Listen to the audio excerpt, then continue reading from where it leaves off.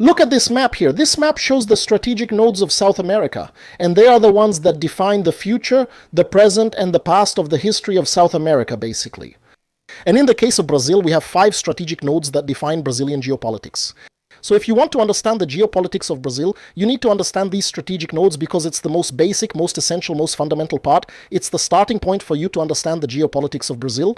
The first thing you have to understand here is this Brazilian plateau. This is practically a wall that divided the coastal territory from the interior part of Brazil. For most of Brazil's history, we were limited to the coast because of this wall, which made access to the interior of Brazil very difficult. We only really started to occupy the interior of Brazil in the 20th century, when we finally had more efficient logistical technology to spread throughout the interior, and this is mainly because of this wall.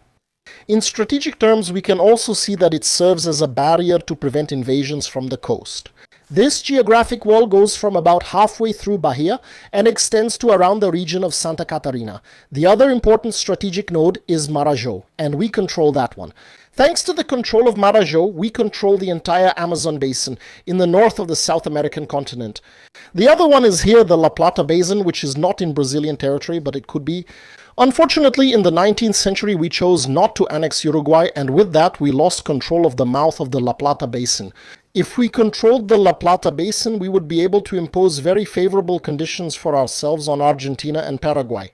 But we missed that opportunity, and now it's gone. So we don't control the La Plata Basin. The other interesting part here, which is the other strategic node, is the Amazon rainforest. It generates a centrifugal force, that is a force of separation. If you look at the nighttime map from this northern part of South America, you'll see people mostly live along the coast, avoiding the Amazon center because it's so hard to live there.